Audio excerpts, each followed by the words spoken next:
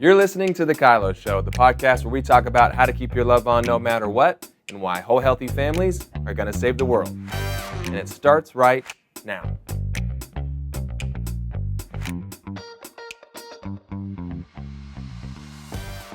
Welcome, everyone, to The KYLO Show. Here we are. I know this is usually Brittany's spot right here, but today it's the guys. The guys are taking over. We are following up. The ladies had a good time together, wild and crazy. But today we got Ben Serpell. Hello. Good to be back. And Christian Zamora. Hey there. That we all kind of hang out together here at the Loving on Purpose campus. That we do. Headquarters. The headquarters. And today we're going to take a stab at answering the question, why do we need men around anyway? What's the deal? I hope we need them. Yeah, well, it's We definitely do. It seems to be a full-on war trying to convince a generation of boys and young men that, you know what, there's not much use for you, actually. And one of the ways that we know that is the number of books trying to affirm men and remind men and encourage men. I think of, we got a book coming out here pretty soon. Dragon Slayers is just around the corner. But if you've not read The Men We Need by Brant Hansen, that's a really great book. I would really recommend that. And pretty much anything by Stephen Mansfield. Yep. Yeah. Men on Fire and Band of Brothers and Mansfield's Book of Manly Men. Manly Men. It's a great title. It's kind of, all that stuff. But these books that are coming out are really trying to counter the message that men are toxic, men are overpowering, men are abusers. Sure, there's women that are abusers too. There's toxic marshmallows out there. Don't eat them. Stay away from them. But you put the word toxic in front of anything, and it really, it taints everything in the conversation after that. So I think there are men who aren't doing their job, and that has a toxic effect.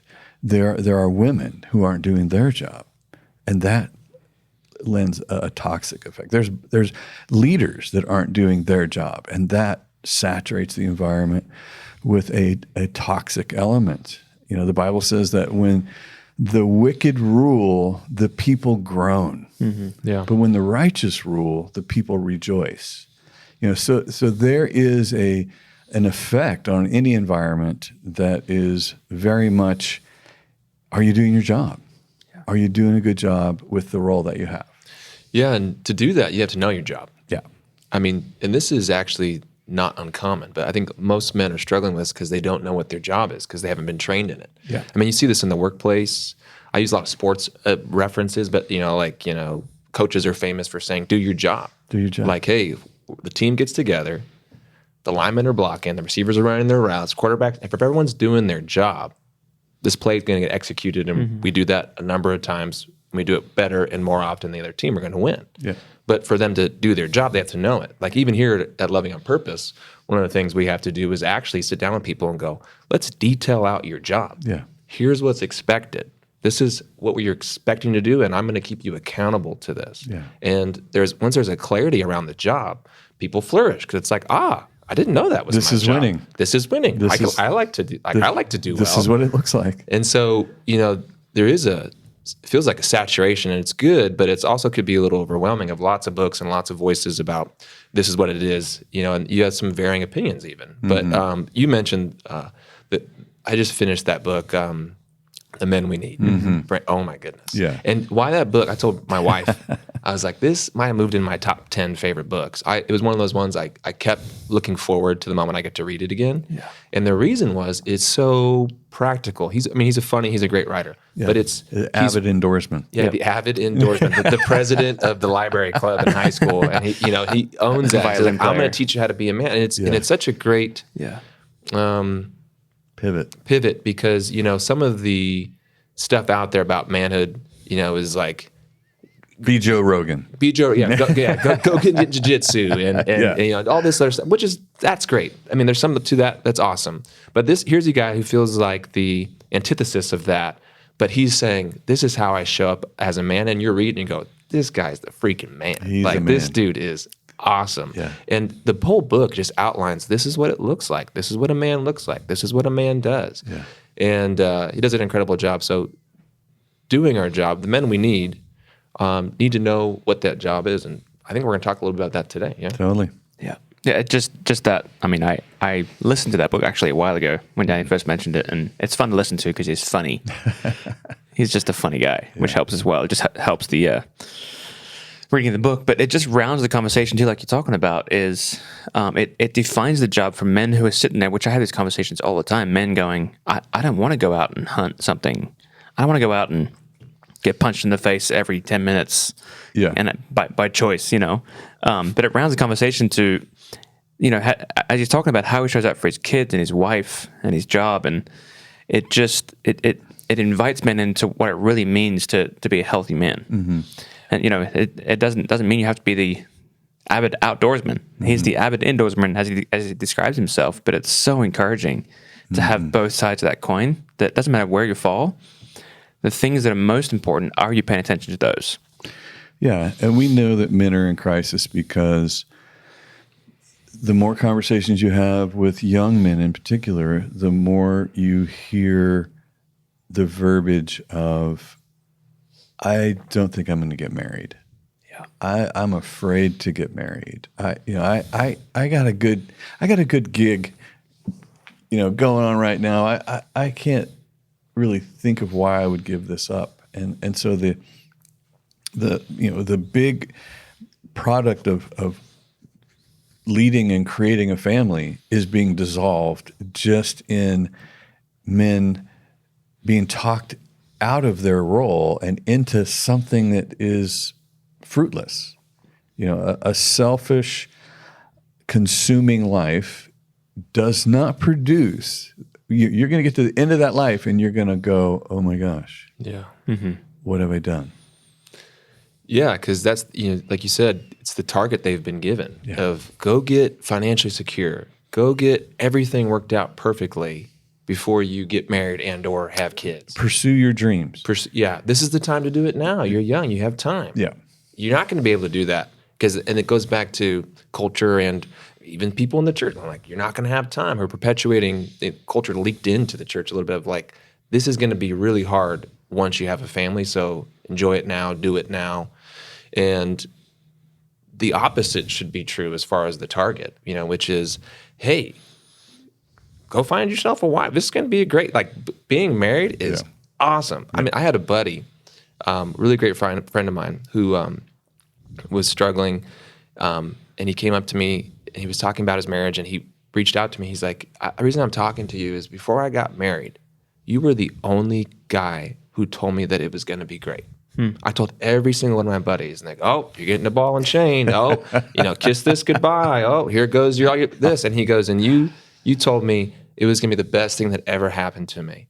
And he's like, I've held on to that. And it's tough right now, but my marriage has been awesome, and I want to keep working through. It's like, all right, dude, here you go. Fight of your life. Let's come on. But it's such the opposite these people are hearing, which of course is why we have, I think there was reading somewhere, it was more 30-year-olds than ever who want to be married, 30-year-old women plus, who want to be married and want kids, but don't. So not by choice. They just aren't able to connect because they're basically looking for guys to do that, and they don't want to participate. Yeah, and the Bible says, Proverbs 18 says, a man who isolates himself, seeks his own desire, and rages against wise counsel and judgment. And so what happens is when I don't have any real purpose in my life, meaning that reproducing in a family, loving deeply and well, when you replace that kind of purpose with job promotions and or work, you in essence insulate and isolate yourself against your purpose, and pretty soon all you think about is yourself. You wake up in the morning and you are, how will I fulfill myself today? And I'm in charge of as much of my time and energy as I possibly can be. And then you get gobbled up in porn. You get gobbled up in substance abuses. You get gobbled up in the it's kind of a fruit of meaninglessness, I think, is that you're just trying to distract yourself. You're just trying to create something that stimulates you because work isn't going to do it. I think one of the things that I think about in this conversation often too is covenant. Yeah. I have a group of men that I meet with monthly, and we're close friends. I've known some of these guys for 20 years, and we got in a conversation recently just actually about each other, about this group and the covenant we're building with each other. I told these men, I said, I'm going to commit my life to you for the rest of my life, meaning I'd like to be connected to you. And that was an interesting conversation with a bunch of men, because they're like, wait, like the rest of my life? Oh, are you coming on to me? That's that didn't happen, which is good. What kind of group is this? It could sound that way, but there's this covenant relationship, even just among men, and so even more with a woman. It's just an even deeper invitation that feels like it scares so many men. Yeah. Like the idea of committing my life to someone for that long is just freaking me out. Yeah, and especially if you're an unmarried guy with no children and someone says that to you. Like, I have no grid for what you just said. Yeah.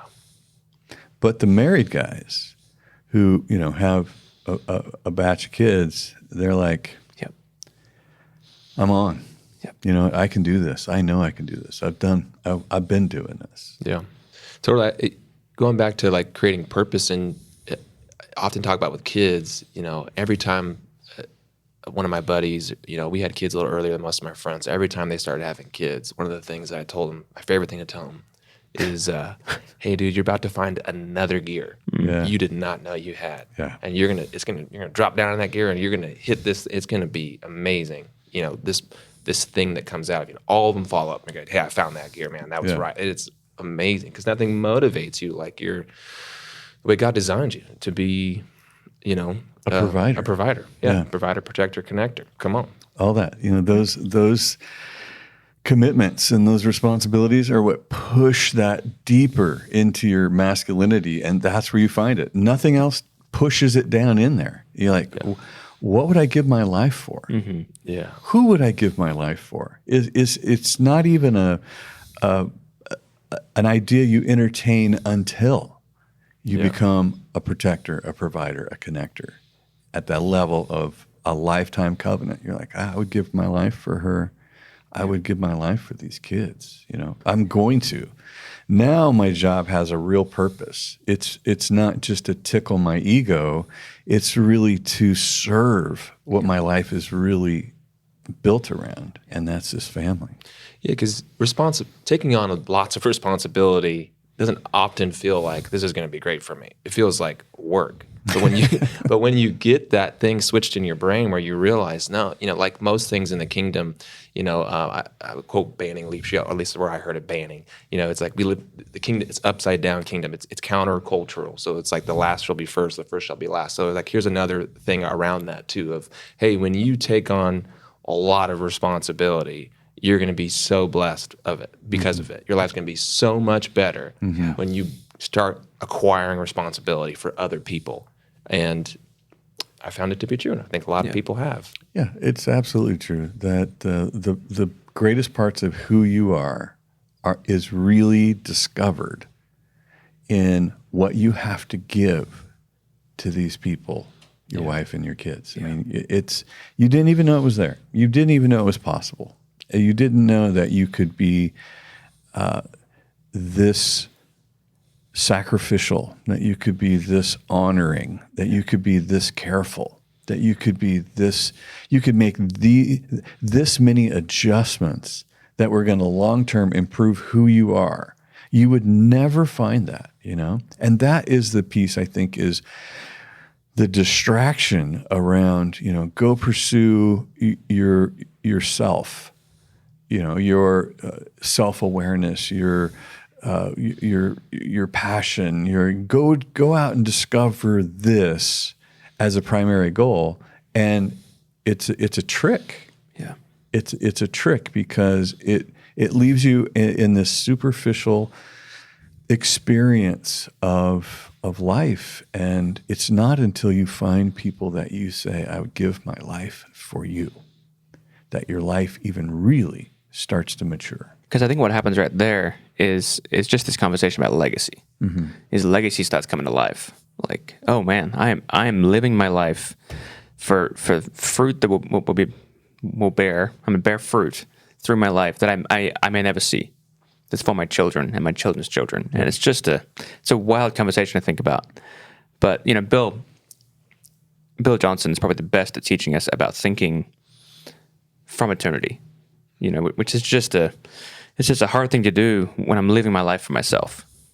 So I think this conversation for men is grabbing a hold of that legacy opportunity is such a big deal. Mm-hmm. It changes things on the inside.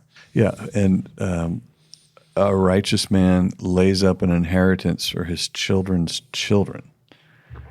So I think like that. I think, oh my gosh, I am really, at this point in my life, I am living to benefit Laney, Addie, and Lincoln. So much of the momentum of my life at this point, all my children are adults and they're figuring their lives out. But these children, they really need a foundation to start on, to build on. So anything I can do to generate that kind of momentum for their success feels like that's the latter part of my life, really. So many of people my age look at the generation that they're handing to their grandkids and just go, oh my gosh, what have we done? Look at this, look at that, look at these things. But I can still aim my strength at the success of my grandchildren. And I think, when you're talking about masculinity, it literally is a seed sown in the soil. Yeah. And unless a seed falls to the ground and dies, it remains alone. And that's the trick, to get the seed to isolate itself so that it doesn't die. It tries to keep alive its whole life. Save yourself. And self-preservation is really what leads to toxic masculinity. Yeah.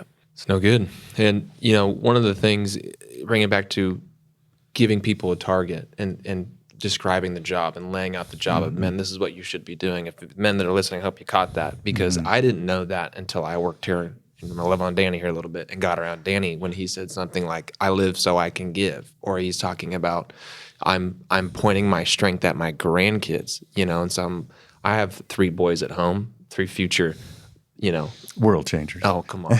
Don't get me started. Come on. But that's how I look at them now, is like, this is my most important work. Yeah. Me and Bree, my wife, like, this is the job I think about the most. Yeah. Is how do I do such a great job with these boys, preparing them for biblical manhood. And so much so, this is what I've been thinking about lately.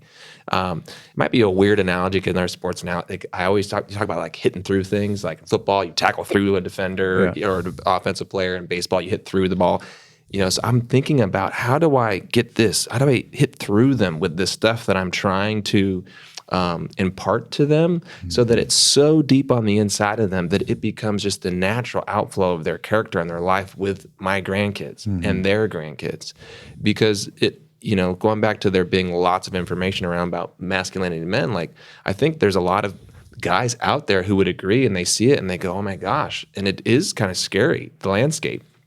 And if you want a more hopeful future, the best answer that I got recently is focus on your local relationships. Like, do a good job with your family. So it's like, okay, I don't know how to go affect change in the entire world right now, but you know what I could do? I could do a really good job with Josiah, Jonah, and Justice. I could do a really good job with them. So much so that when they have kids, and you start seeing how that tree multiplies down the line if we do a good job, creating legacy like Ben was talking about. And so I had to readjust my target though. And that's why I think we're talking about of, hey man, if you're paying attention, this is how you do it. Because until I got around a guy who was living that way, who I looked up to, and he said, hey, this is how you do it. Some of it was a little bit of a lesson. Other of it was, I just watched him. I'm watching him going, okay, he's doing this. I'm going to go try this too. Oh, this is working really good. My life's a little bit better when I do it this way. I'm going to keep doing this. I'm going to keep doing it this way, which is, your band of brothers. You need to be around other guys who are chasing after the same things. Yeah. And I think your boys are the greatest investment that you'll ever make in your life. It's kind of like investing in a company or something when it's small and you're just trying to figure out how to grow this thing and what can you do. And there's no guarantees. You're not like okay, my kid's going to graduate from Harvard and whatever I thought the epic touchdown was, but you will never make a deeper investment into somebody else's success than you do your own children.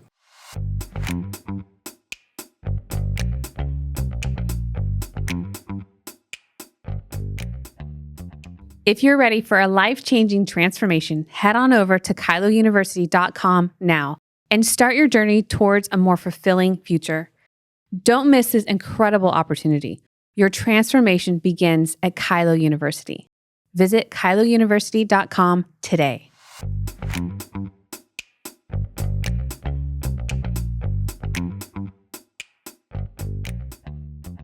I think kind of putting together two different things you said today, Christian, as well is you talked about your friend that came and found you years ago and said, you're the only person that seemed excited about marriage. So talk to me about marriage for a minute. Help me understand this.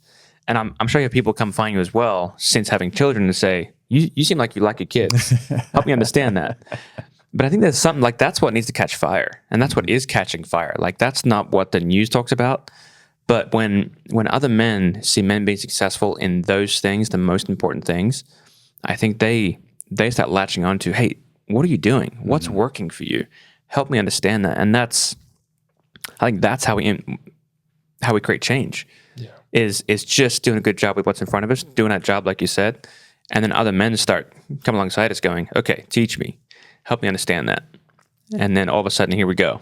There's a tidal wave of healthy whole men. Totally. And it takes practice and mistakes and finding boundaries. Going back to the kid scenario, I had one three years ago where a guy I coached with came up to me and said, hey, how do you be so kind to your son when he's not performing well? Like I see it not affect you when your son's not doing well on the field. How do you do that? Because it is so hard for me.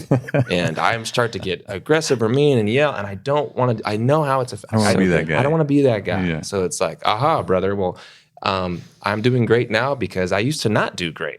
I used to let it affect the heck out of me. And I started realizing how it was damaging my son. And I actually do my own heart work of like, why am I so upset with how you're doing? It's like, oh, I'm something in me, in my own heart is not right. So let me go work that out. But it was a great, like you said, I learned this here at Loving on Purpose is like, I was think, I'm going to go minister to people or I'm going to help them. I'm going to teach them something. And what I'm finding, and what I think others find too, is your greatest ministry is just your life. Yeah. When it's part of your character, I don't have to teach anybody anything. This is who I am, and it's attractive. And they go, wait, how are you doing that thing that you're doing? I'd like to do that too. And it's exciting, and it takes work, but it's good. It's good work. Yeah, and I think this is another piece of being a healthy man is that you dig deep in the courage that it takes to face your insecurities. Yeah, because this is what marriage does right off the bat is it triggers about 50 places in you, and you're like, how could another human being be wrong about so much? And how long is it going to take me to really sort her out? And she's thinking exactly the same thing, right? So it's a giant ball of adjustment where you're controlling what you don't control, which is the other person. Yeah.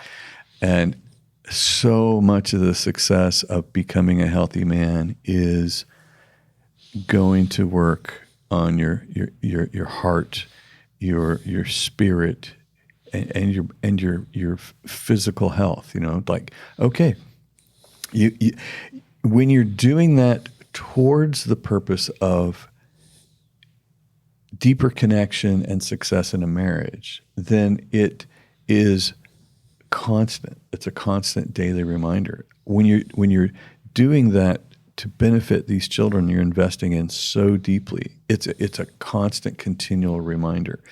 When you remove that family element, you're now left with the idea that my greatest achievement is myself. My physique, my bank account, my associates, that trophy over there, whatever. Like, and I'm like, oh, geez, this is just making me increasingly narcissistic in the grandiosity of me doing a great job with me. But when you are living in that cauldron of family, you are body, soul, and spirit. You are working your head off. You don't even know the work that's being done, but the deepest work is happening because of them to improve the quality of our experience together. I'm contributing this. Yep. And that is the deep work of a masculine heart, is to understand that you're a part of something much greater than yourself. Yep. Or you are the center of the universe. Yeah. I'm going to try and quote a verse that I might get wrong here, but it's something like, greater love has no one than this than the man who lays down his life for his friend. Yeah. Something like that, right? Yep. I forget where it's at right now. I think it's in John. I was going to say John, but Yeah. I'm not sure where. Yep. Go look it up for me, someone, and tell me. But it's just a great reminder right there, that there really is no greater love. And this is what Jesus, the greatest man we've ever seen, put on display. Is just the sacrifice required to love someone at that level. There's nothing greater. Mm-hmm. There's just nothing that creates the life we want to live in more than that opportunity. Mm-hmm. What are some of the disciplines that you brought into your life to shape you, to hold yourself accountable, not only to God, but also to being emotionally available, being a provider, a protector, a connector? I think I've shared this before, but it's a super practical one, and it's helped me a ton in remembering my job, is writing down what's most important for me to do each day. And so, like, I'm a big planner and scheduler, so I plan my week out, I plan my days out, it's all planned. And but before I do that, I've written some non-negotiable things that are always happening. I have a mission statement around these things, and the first one is I read it in order. The first one is like my relationship with God, because I've learned, like, when I do my relationship with God really well, everyone benefits. Yeah. It's he's the headwaters. Like, when I'm in alignment, my life's better, and the life of everyone around me better. If I don't get that one right, everything else is shot anyways. Mm-hmm. So, well, let me focus on that, right? Mm-hmm. So we're talking also about our circles of intimacy. It's like, okay, God's in the middle. Mm-hmm. He's in the God spot. Let's make sure I do a good job with that one, because you can forget in the busyness of everything. You put somebody else in there. That's not good. And so I read through that, and growing in intimacy is the main goal. And here's my things that I focus on, like when I worship Him, when I spend time in the Word, when I surround myself and challenge myself with books and podcasts and sermons. These are the things I've found that really help me grow in that. And when I do a good job there, boom. So it's like, okay, reread the job description, read it every day. This is your first and most important task today. Second one, right after that, Bree, my wife, has her own page. And it says something like, I will lay down my life daily for this woman. That's the level. Just like Christ loved the church, I'm going to give my life up for her. So there's the standard. Doing your job. Doing my job. Here's the job. The job, and here's when I'm most successful, I found through, we 11 years this year of marriage, but like in my 11 years, and these things might change, but what's most successful for me, for us, when we do well is like, okay, when I spend time with you, doing fun things or hard things, it doesn't matter. If I'm just around you, planning, dreaming, like when we do things together, it's better. When I know about you, like I put one of my targets is be a brie expert. Like I will spend my lifetime trying to learn more and more about how she works. And I've maybe gotten a fraction of the way there, but so these are these things. And another one is my boys. It's preparing my sons for biblical manhood by being intentional in my time and words with them daily. And my first target there is I'm going to do a good job with me, because more is caught than taught, and they're watching dad. So like, here's me doing a good job. The second is I'm just going to spend a bunch of time having fun with them, making memories.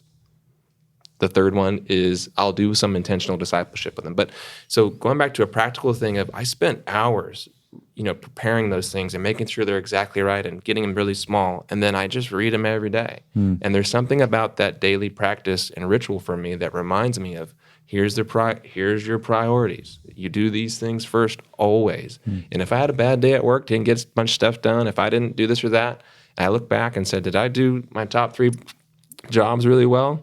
Yep. Great day. That's awesome. That's awesome. Yeah, and when you first asked that question, I'm thinking about Brittany and I, because that's what creates the culture at home. So all these things we're talking about, and there's a clear culture in my home, and that's either on purpose or an accident, to quote Brittany Serpell. But it's the I think us practicing just throughout the years going by of what it means to have a intimate, loving connection between us. And so we've gotten to the place to when that thing starts to dissipate or change or get stressed, we can feel it. And so that thing staying sharp, staying tight, staying like, we can feel it. She can look at me in the morning now and say, "How you doing?" I'll say, "I'm good."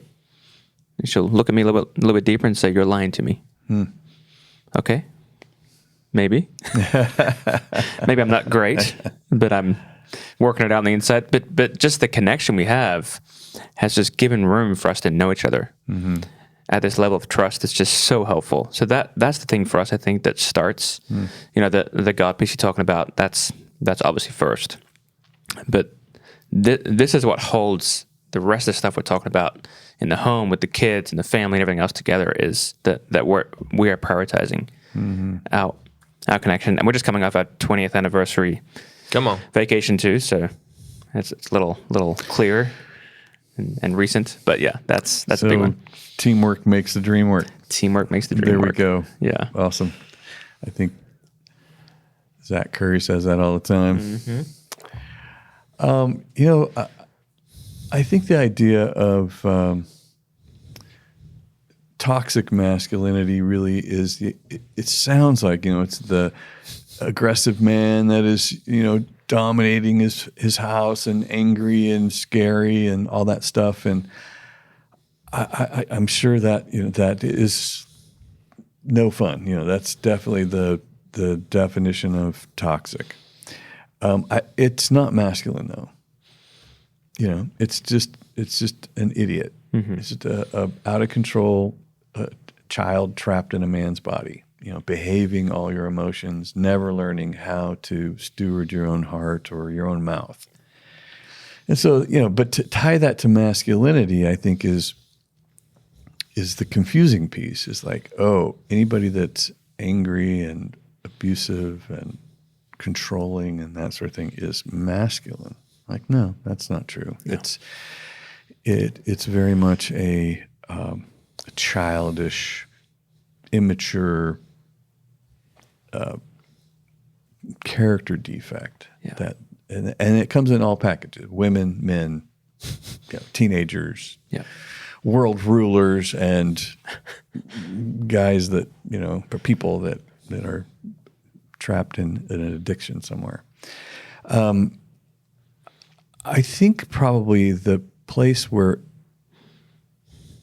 the breakdown of masculinity is not getting sufficient attention is really in this passive man. Yep. I think when a man is not a protector and he is not a provider and he is not a connector, I think that is less obvious and far more frequent in a family, in a home, in a marriage, in society, where men have just absolved themselves of all these responsibilities and are essentially just along for the ride. Yeah, it's a false start. They just never get going. They never got the charge. They maybe someone gave them the job description, but probably not. They're just not doing anything. I think in that book, The Men We Need, I think he does a beautiful job kind of portraying that, where he talks about, this real or fictional, I'm not sure, but he's like, hey, here's a young guy. He's in his early 20s or mid 20s. Let's call him Steven. Steven's at home. He's plays video games. He's addicted to porn. He's not really harming anybody. He's still taking some classes online. He's, no harm, no foul. No one's being bothered. He's just kind of living his life. But then he makes the argument. It's like, oh, he's harming lots of people. Not only himself. But he's like, well, maybe if he was living out his life the way he's supposed to as a man, maybe he was supposed to go to school, and maybe he's a heart surgeon. Maybe he saves babies. Maybe there's his wife out there who never got met and swept off her feet, and the kids that he never had.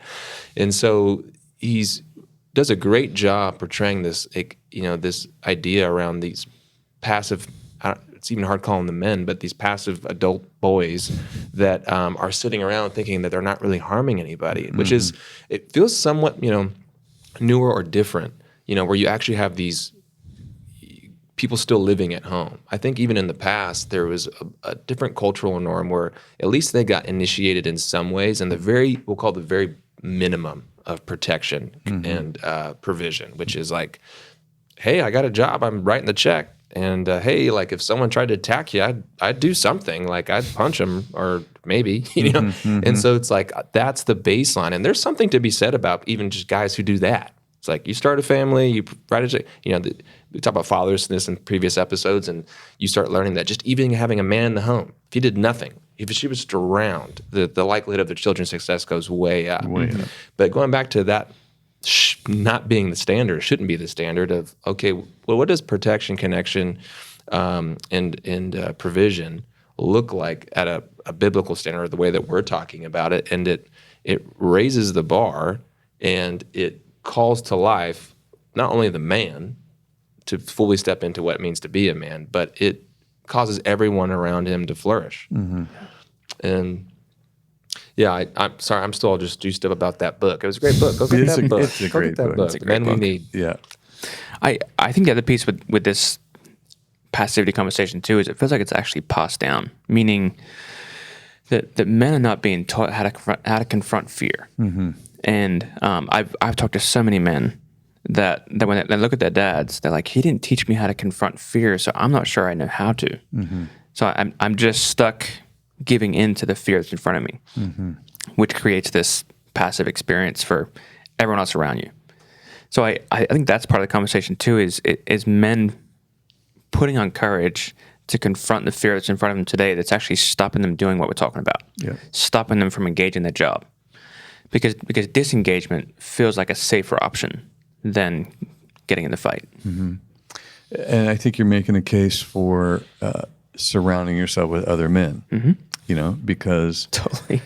there's a really high probability that even the men listening to this didn't get great man lessons, if any. Like I grew up without a dad. So my toolbox is, with the exception of maybe a 3-year stint when I was 12 to 15, which was pretty important years for a young man, I had a stepfather step in there, and he dropped a bunch of tools in the box that I'd never seen, and I fought him at every turn.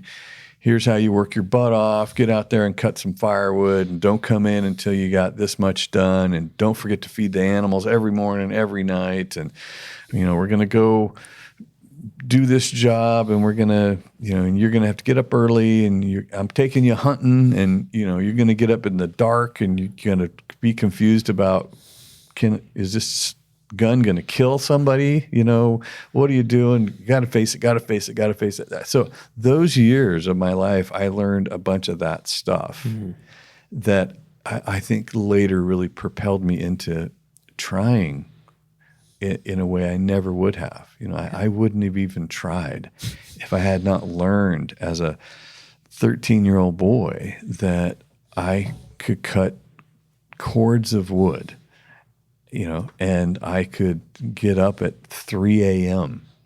and drive for 2.5 hours to get to a muddy lake in January and crawl around in the freezing cold to hunt something that I thought was disgusting. You know, ducks are terrible. I mean, have you ever eaten that duck? It was just so bad. But that was part of my man lessons, really, was to get drawn into another man's life and to watch him. Yeah, that's so good. That's awesome. It's I was just reliving my own little bit of stories there too, going back like some of those hard work and some, like I remember I did carpets one summer with just one with my uncle, and it was, I mean, they just kind of do it. They say, hey, see that roll of carpet? Roll it up, put it on your back, walk it up the staircase. And you're like, what? Oh, okay, sure. How do you do that? Okay. All right. You got to figure it out. But it's going back to the connector, connecting to identity. One of the things that fathers do and men do is they tell you, hey, this is who you are. This is what you can do. This is how we do it. And guess what? I'm expecting that of you. And boys love that challenge. Young men love that challenge. It's in something like, okay, let me go figure that thing out. And I know that there were so many beautiful things that my dad gave me. And as a young man, as I got older and realized what I didn't get, you get kind of blown up. You know, you're sitting there and you're mad and you're like, wow, no one taught me this and he didn't teach me that. And you go through this thing of course, of forgiveness and honoring. And so you get to a place of, wow, I really honor and appreciate these things that were handed down to me that helped me shape me as a man.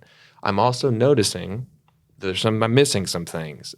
And I only noticed that in the company of other great men, which is going back to what Ben was saying, is like put yourself around great men because you start to become who you hang around with. So I'm going to surround myself with a bunch of great men who are going to reflect back to me my deficiencies and say something about it. Like, hey, that way that you talk to your wife just now, like you do that all the time. Like, we were just talking like, dude, my wife would knock me upside the head if I said, it's like, wait, what? Yeah, I'd be in big trouble. Yeah, so it's oh, okay, but because I'm still responsible. If I wasn't given it, even if I didn't know how, it's not my fault. This wasn't my fault I wasn't handed these tools, but I'm still responsible for figuring them out. So if there's some things that I'm missing, and guess what, everyone listening, if you're a man, even if you think you're doing really great, maybe you are doing really great, there are still some things you're probably missing because we all are and we all are flawed. Yeah. When I'm around other great men, that they're going to show me through relationship and conversations and life together that there's some areas of my life that still need developing, and I'm going to be better for it, and I'm going to have things to give to them as well. Yeah. So, this particular episode is about answering the question why we need men, and I think if that's a real question for you, you just need to look around. You just need to look around and look at the buildings, look at the highways, look at, we were talking on a call recently and with our Dragon Slayers, and Ron said, every city was built by men. Infrastructure. All the infrastructure all the cars, all the, you look around. This is why, the fire department, the police department, there's a courage, there's a strength, there's a willingness to lay your life down kind of thing that ends up propelling society. Obviously, there's evil. There is evil, right? But it's good men that will fight evil men. It's not good women that are going to go fight evil men any more than I'm waking up Sherry and honey, there's a noise out in the living room. Go see what it is. Here, take the gun. You're like, I'm not sending Sherry out there. Send me a text. Yeah. I'll be right back. You stay in here. This last week, 3 loud pops, pop, pop, pop, outside the house. You know, we have the baby, and I was out. Bree was with the baby at night, and she goes, "I think those were gunshots." In my head, I heard them too. I don't think they were gunshots, but I think those were gunshots. So then, you know, I go outside, and you know, my phone blows up, and she's like, "Why would you go outside?" It's like, because my family's here. If there's a threat outside, I'm going outside. And just as much as men would wade out into the scary depths of protecting their physically from gunshots potentially firing, which they weren't, but you know, potential danger Yeah. is what does that look like in a relationship, in facing my wife with a scary truth or a need that I have, or addressing something that's, our kid just told us something that's like, oh my gosh, I don't know what to do with that. Like, am I going to press into that scary situation and bring my strengths? So just as much as men build the infrastructure of physical cities, they do the same thing in their families and in the worlds around them. They're building that with relationships. And if you're wondering who needs, go find a wife who's happily married and go ask her potentially why do we need men around? And you'll probably get a really good answer, which is awesome. Yeah, for sure. Well, we're going to land this one. Our next episode is just us answering a bunch of questions that men ask themselves and men have asked us. So we'll see you next time. Thanks for tuning in. Thanks for listening. Never miss an episode of The KYLO Show by subscribing to Apple Podcasts, Spotify, or watch us on the Loving on Purpose YouTube channel. Don't forget to submit your questions and testimonies to thekyloshow.com. The KYLO Show is produced by Ali Armerding, co-produced by Ashley Beck and Anna Hill, and show promoter Christian Zamora. Don't forget, whole healthy families are going to save the world.